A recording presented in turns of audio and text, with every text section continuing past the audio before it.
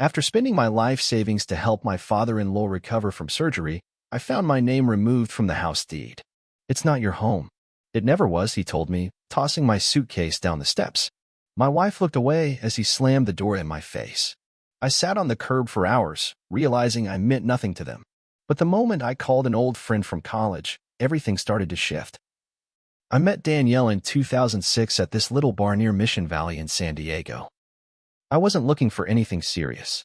At that point, I had just gotten out of a bad relationship and was mostly focused on work and getting my life steady again. But Danielle walked in with this calm confidence that stopped me cold. She wasn't flashy or loud. She just knew who she was, and I liked that. We started talking that night and didn't stop for hours. A couple months in, I met her father, Walter. From the jump, he didn't like me. He didn't say it outright, but the way he looked at me, like I wasn't worth much, it was clear. Danielle said he was just tough to warm up to, that he didn't trust anyone easily. I tried harder. I showed up, offered help, called him sir. He barely grunted most of the time. Danielle and I got married in 2009. Small ceremony. A couple dozen people. Walter didn't look happy in a single photo. I brushed it off. Danielle told me he was always like that, miserable by default. I believed her. We bought a house together in Escondido in 2010. Nice neighborhood, solid schools, quiet. We both agreed to put our names on the deed. I put in $140,000 from the sale of a property I'd inherited and fixed up in Arizona. I assumed everything was handled like we agreed. I didn't push to double-check the paperwork. Danielle handled all the closing documents because she said she had more time and a better eye for legal stuff. I trusted her. That's on me. Years passed. Nothing crazy. Normal stuff. Work, bills, occasional arguments. We never had kids. She said maybe one day, but I started to get the feeling she didn't really want them. Then in 2018, Walter had a stroke. Bad one. Danielle was crushed. She cried every night. Her mom had died years earlier, and Walter was all she had left. I couldn't stand to see her like that. The hospital said he needed surgery and extensive recovery time. Insurance was dragging their feet, and she panicked. I stepped in, took out early withdrawals from my 401k, drained the joint savings, even used part of a business loan I'd secured to expand my delivery fleet. About $90,000 total, all in to save her father's life. I did it for her. For us. For what I thought was family. I brought him home after rehab, set up a hospital bed in our guest room, fed him, woke up at 3 a.m. when he needed help going to the bathroom. I worked all day, came home, and took care of him while Danielle watched Netflix or sat on her phone. I didn't complain. I figured we were all doing our part. But after he moved in, something started to shift. Slowly at first. Walter had opinions about everything. This house is too small. You work too much. You should be home more, like a real man. At first, Danielle brushed him off. But then she started agreeing with him more. Talking behind closed doors. Changing plans last minute. I'd walk in a room, and both of them would go quiet. I confronted her one night, calm but direct. I asked what was going on, why she seemed so distant. She flipped it around on me. Said I was paranoid. Controlling. Accused me of being jealous of her father. Jealous. Of Walter. I let it go for the sake of peace. But the tension kept building. I knew something wasn't right. I started checking our finances. That's when I noticed my name was never added to the deed. I asked her about it again. She brushed me off, said it was a paperwork thing, and not a big deal. I wanted to believe her, but something in me was starting to crack. Then came July 2024. It was a Thursday. I got home from work late, like usual. I saw my suitcase sitting on the porch. I thought maybe Danielle was going on a trip or needed something from the attic. Then I saw Walter in the doorway, arms crossed, cold eyes. You need to leave, he said. I laughed, thinking it was some messed up joke. But his face didn't move. Danielle was standing behind him, not crying, not angry, just distant, like a stranger. What the hell is this? I asked. Walter looked me dead in the eye. It's not your home. It never was. My heart dropped. I turned to Danielle. Tell me this isn't real. She looked away. You're not serious, I said. I paid for this house. I saved his goddamn life.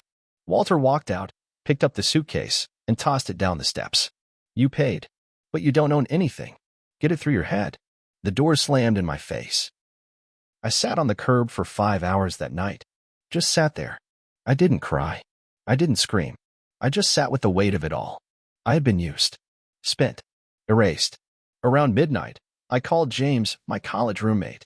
We hadn't talked in nearly 6 years, but I needed someone who knew me before all this. After I told him everything, he said, "I think I know how we fix this." And that's when the plan began. James lived up in Sacramento now. He ran a small real estate and property consulting firm. Nothing flashy, but he knew the law inside and out. When I told him the full story, he didn't just listen. He asked for names, addresses, financial details, everything.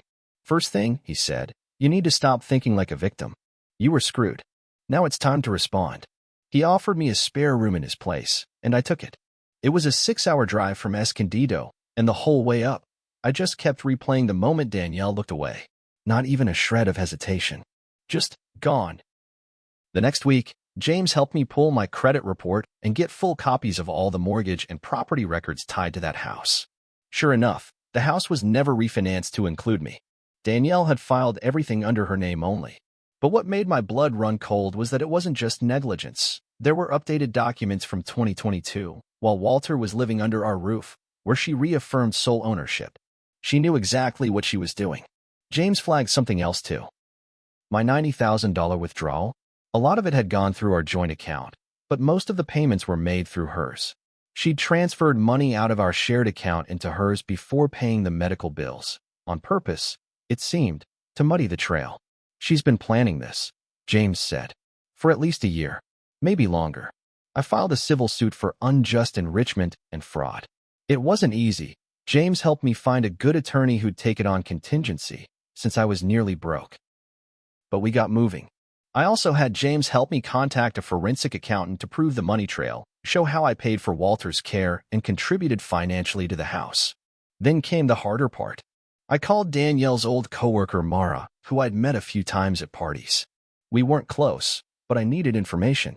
After some hesitation, she admitted that for months Danielle had been telling people we were growing apart and that I was becoming unstable, planting seeds. She'd even told Mara she was worried I might get violent when things ended. That hit me hard. She wasn't just stealing from me, she was setting me up to look like a threat in case I fought back. "She's not dumb," Mara said. "She knew the house wasn't yours. She always said she'd never be the one to walk away from a marriage with nothing. So that was it. I was her financial plan." In early September, we filed a motion to freeze any equity actions on the house. Danielle was trying to pull a home equity loan, probably to pay off debts or protect herself before the suit landed. Our motion went through just in time. Walter tried calling me once. Left a voicemail like nothing happened. "We should talk about this man to man. Lawyers aren't necessary." I didn't respond. That door was shut. Danielle finally reached out through her lawyer in October. They tried to settle, offering me $15,000 to drop everything. I told my attorney I'd rather burn the house to the ground than take that deal.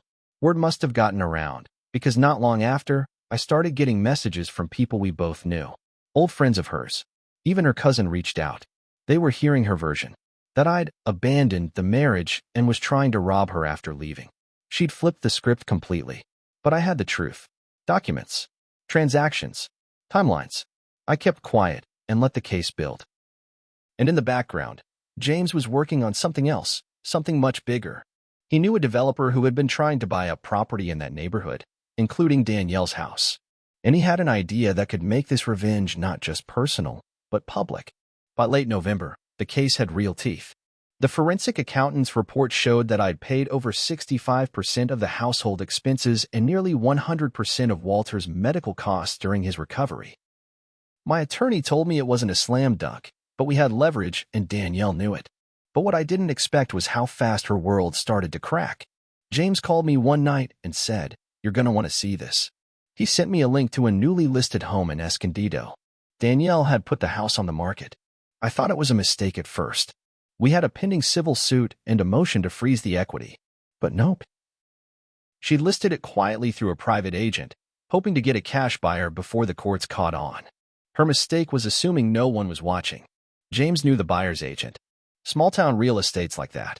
We made some calls, dropped a few facts, and within days the listing disappeared. Her plan to liquidate fell apart. That's when Danielle reached out again, this time directly. No lawyer. She sent a short message, We need to talk. This has gone too far. I agreed to meet, but only in public. We sat down at a neutral cafe in La Jolla, middle of the afternoon, people everywhere. She looked tired, like the mask had finally slipped. I didn't plan for it to go like this, she said. I didn't respond. Just waited. He's been my whole life, she said, meaning Walter. I just did what I thought I had to do to protect him and myself. I almost laughed. By stealing from the one person who actually helped him? Her voice cracked, but I wasn't moved. I'd seen the bank statements. She wasn't some trapped woman. She was strategic, calculated. Then came the twist I didn't expect. I'm pregnant, she said. My stomach dropped. I hadn't touched her in nearly a year before the split. It's not mine, I said flatly. She didn't deny it. In fact, she looked almost relieved that I knew. It's someone I met after, she said. But if this court case goes public, he'll leave. He doesn't know about any of it. That's when I realized. She wasn't there for closure. She was there to bargain. She wanted me to back off so she could protect whatever lie she'd built next. I leaned in. You're scared this will ruin your new life? She nodded. Good. I left without saying another word. James was already working his angle. Remember that developer? Turns out they were still interested in the property, if they could get it at a reduced rate due to the pending legal battle. So we did something clever. We offered to sell them the lawsuit, or rather, assign our claim to the house's equity over to them in exchange for cash up front. It was perfectly legal and hit Danielle where it hurt the most. That offer shook everything. Suddenly, Danielle wasn't just dealing with me. She was dealing with a firm that had legal teams and serious money, and they didn't play games. Walter tried calling again, left another voicemail. You don't want to do this, son. You're burning bridges you can't rebuild. I saved the message. It'd be good for court. Danielle's final move was to claim emotional distress. Tried to paint me as a manipulative husband who had orchestrated a financial trap to take advantage of her and her ailing father. She even submitted therapy notes. But there were two problems. One, the timeline didn't match. And two, her therapist wasn't licensed, just someone she found online. It blew up in her face. That's when the court date was set. And that's when the real reckoning began. The courtroom was small, plain, nothing like on TV. Just rows of worn benches, a tired-looking judge, and the low hum of air conditioning. But for me, it felt like a place where everything might finally start to make sense. Danielle sat across from me. Her hair pulled back tight, a blazer too crisp for how exhausted she looked. Walter wasn't there. He wasn't well enough, according to their lawyer. But I knew better. He just didn't want to be seen. My attorney laid it all out. Timeline, documents, bank transfers, care receipts, witness statements. Everything I'd poured into that house. Everything they took from me. Then Danielle's side tried to flip it. They painted me as controlling, manipulative, even unstable. But when my lawyer stood up and played Walter's voicemails, those cold, arrogant messages telling me to accept it, to walk away, her whole defense cracked. You could feel it in the room. The judge didn't raise his voice. He didn't make a big speech. He just looked at Danielle and said, "It is clear you benefited from significant financial contributions that you then worked to conceal and deny. That will be addressed." In the end, the ruling came down hard. Danielle was ordered to pay me 50% of the home's current equity, nearly $190,000. Walter was named in the civil judgment for coordinated financial misconduct. Their attempt to sell the house under the table? Flagged for legal review. If they'd succeeded, they might have faced criminal charges. My legal fees? Covered by them. Every cent. But the money wasn't the best part. The best part came 2 weeks later. The development firm James worked with? They made an offer on the house again this time, low and public. The story had spread. Everyone in that neighborhood knew Danielle had been sued and lost. People started talking. Real estate agents backed off. Buyers disappeared. She had to accept the lowball offer just to cover what she owed me. She moved out under pressure. The house sold in December. I didn't hear from her again. But through a mutual acquaintance, I learned that the man she was pregnant by, he left her once the legal trouble came to light. Apparently, he didn't know anything about the lawsuit, or that she was still legally married when they started dating. Walter moved into an assisted living facility. Not private, not high-end, state-funded. The kind of place where the TVs never work and the food tastes like cardboard. And he's alone now. As for me, I'm rebuilding. Slowly. I moved back to Arizona, bought a small home outright with the settlement money. Got my fleet back on track. James and I talk weekly. We're even thinking about opening a consulting firm, helping guys who get caught in traps like the one I fell into. I learned something in all this. Betrayal doesn't always come with screaming or fists. Sometimes it's quiet. Strategic. Signed in ink and whispered behind doors. But I also learned how to fight back. And I did. And I won.